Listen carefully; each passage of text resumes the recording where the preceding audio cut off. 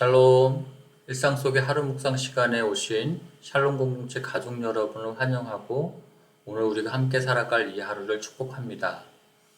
오늘부터 우리가 사랑의 기술이라는 이 책을 통해서 하나님의 사랑에 대해서 묵상하며 우리의 삶이 또 하나님의 사랑을 삶으로 실천하며 하나님의 영광을 드러낼 수 있기를 우리가 함께 마음에 품고 기도하며 걸어가기를 원합니다. 사랑이라는 이 주제에 대해서 또 이야기하려고 하니까 문득 제가 청년부 때의 생각이 좀 납니다. 예전에 제가 청년부 생활을 했던 교회에서 친하던 형들과 사적인 모임을 만들어서 활동을 했었는데요. 그 모임 이름이 러브 이즈파였습니다. 사랑이란 혈기왕성한 남자 청년들에게 비슷한 고민들이 있었던 거죠. 바로 연애이고 사랑이었습니다. 그래서 만나면 자주 카페에 가서 밤늦도록 사랑에 대한 경험과 연애와 관련되어 있는 개똥 철학을 각자 나누고 전수해주는 모임이었습니다. 그런데 제 기억에 이 대부분 형님들은 이 이론들은 거창했는데 실제 연애에는 미숙했던지 성공적인 연애 사례를 저에게 자주 들려주지는 못했던 것 같습니다. 교회의 가장 중요한 특징 중 하나는 사랑입니다. 하나님을 사랑하고 이웃을 내 몸처럼 사랑하는 것이 가장 큰 율법이고 주님께서 우리에게 새롭게 주신 계명이 내가 너희를 사랑한 것처럼 너희가 서로 사랑하라는 것이었습니다. 그래서 우리는 당연히 사랑을 해야 한다는 것을 잘 알고 있습니다.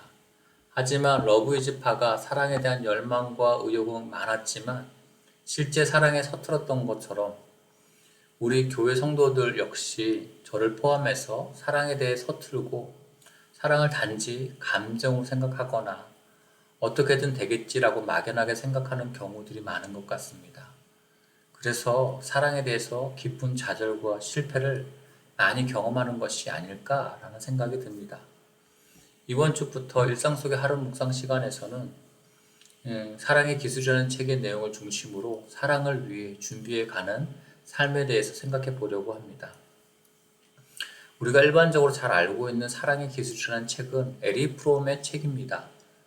그런데 그 책 말고 우리는 노 웨이크필드라는 목회자가 쓰신 사랑의 기술을 우리는 함께 나누려고 합니다. 하지만 어떤 부분에서 이 두 책이 말하고자 하는 내용이 비슷한 느낌이 들어서 저는 좀 흥미롭다라는 생각이 들었고 그래서 먼저 에리 프롬의 사랑의 기술이라는 책의 내용을 간략하게 좀 정리하고 넘어가 보려고 합니다. 에리 프롬은 사랑은 노력이 필요하고 능력이 필요하기 때문에 사랑은 기술이다 라고 말하고 있습니다. 그리고 우리는 그 사랑의 기술을 통해서 성숙한 사랑을 이루어야 하며 우리가 그렇게 성숙한 사랑을 추구하는 이유는 우리가 분리에서 벗어나 하나됨, 곧 합의를 원하며 합의를 만드는 힘인 성숙한 사랑이 필요하기 때문이라는 겁니다. 그리고 이런 성숙한 사랑을 위해서는 객관적으로 나를 바라보는 이성의 힘과 흔들리지 않는 신념을 갖도록 하는 합리적인 신앙이 필요하다고 말하고 있습니다. 이런 조건이 이루어져야 진정한 사랑을 할 수 있다라고 에리 프롬은 우리에게 말해주고 있습니다. 그렇다면 우리가 한 장씩 읽어가야 볼 이 노 웨이크필드의 이 사랑의 기술은 어떤 내용을 우리에게 말해주고 있을까요? 이 책 역시도 사랑을 단순히 의무감만으로 가지고 해나갈 수 있다라고 말하고 있지 않습니다. 사랑은 할 수 있는 준비가 필요하다는 것입니다. 우리가 사랑을 하면서 사랑하는 사람들과 관계에서 자주 좌절감과 실패감을 경험하는 이유에 대해서 자기 만족과 유익의 기준을 둔 사랑을 하거나 우상숭배의 기초 위에 세워진 사랑을 하기 때문이라고 말하고 하나님과 모든 사람들과 관계에서 이 우상숭배적인 태도를 버릴 때에 하나님의 진정한 사랑으로 사랑할 수 있게 될 것이다 라고 말하고 있습니다. 두 책을 짧게 요약했지만 이 두 책의 공통점을 다시 한번 언급해 본다면 사랑은 단순히 느끼는 감정이 아니라 우리의 능동적인 노력과 능력이 필요하기 때문에 사랑은 기술이라는 것이고 성숙한 사랑을 하기 위해서는 자기 도취적이고 자기 중심적인 사랑을 극복해야 한다는 것과 합리적인 신념과 또는 신앙을 필요로 한다는 것입니다. 제 입장에서 이 두 책 모두가 성숙한 사랑은 자기 유익을 우선하는 자기 중심적인 사랑을 극복해야 한다는 부분이 가장 마음에 와닿았습니다. 그래서 내가 그렇게 사랑하는 사람들에 대해서 내 컨디션에 따라서 사랑하는 마음이 오락가락했던 거구나라고 깨달아졌고요. 나도 예수님처럼 한결같은 사랑으로 살고 싶다라는 소망을 가져보게 됩니다. 노 웨이크필드 이 목사님은 신앙인들이 하나님과 다른 사람들을 의무감으로 사랑하는 것이 아니라 마음속 깊이 사랑할 수 있도록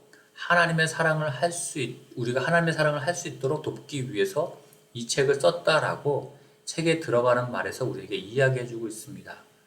그리고 들어가는 말의 다른 부분을 제가 좀 읽어드리겠습니다.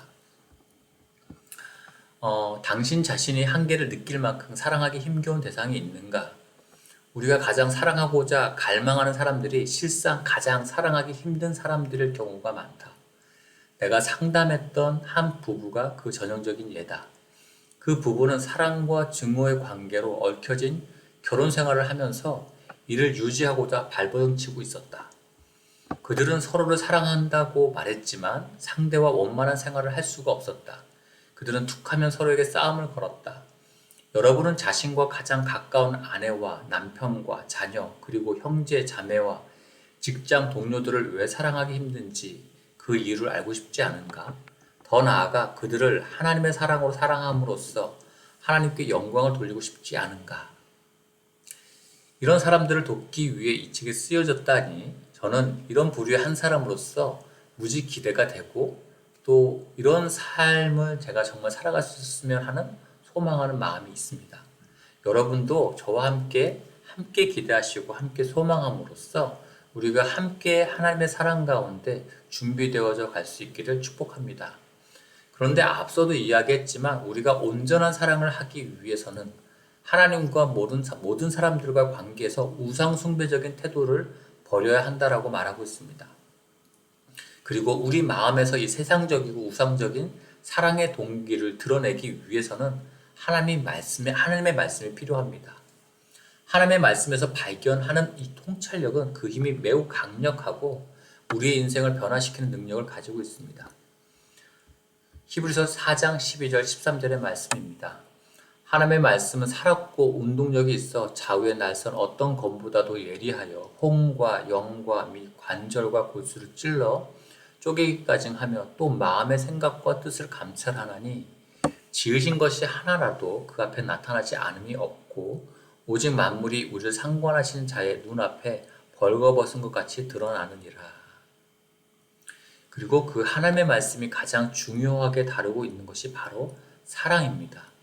사도 바울은 고린도 교회 성도들에게 그 어떤 활동보다도 사랑의 중요성을 강조하기 위해서 아주 간단하게 이렇게 언급하고 있습니다.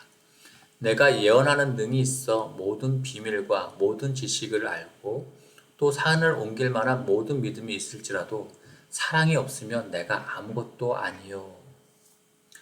오늘부터 함께 사랑하기를 준비하기 위해 함께 걸어가시는 샬롬 가족들 모두가 우리의 삶 속에서 이런 사랑으로 더욱 풍성해지기를 다 함께 소망합니다.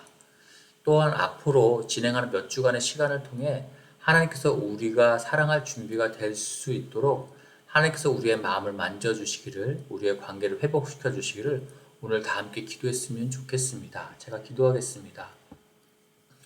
사랑하는 하나님 아버지, 오늘부터 사랑의 기술이라는 책을 통해서 우리 샬롬 공동체가 함께 하나님의 사랑에 대해서 배우며 우리도 예수님처럼 사랑할 준비를 해나가려고 합니다. 자기중심적이고 우상숭배적인 세상적인 사랑의 태도가 우리의 삶에 있다면 주님 깨닫게 해주십시오. 그리고 우리의 삶 가운데서 그것을 끊어내며 그것에서 돌이키며 하나님의 사랑으로 나아갈 수 있도록 우리에게 회개의 마음을 주십시오. 하나님의 사랑은 어떤 것인지를 말씀을 통해서 날마다 우리가 맛보아 알게 해주시고 우리도 하나님처럼 사랑할 수 있도록 준비시켜 주십시오. 우리 샬롬 공동체가 더욱 성숙한 사랑의 공동체가 되어질 수 있도록 날마다 이 시간을 통해서 더욱 성장해 가게 해주십시오. 이 모든 것 우리 주 예수 그리스도의 이름으로 기도합니다. 아멘. 개인 기도 시간으로 계속 기도하시겠습니다.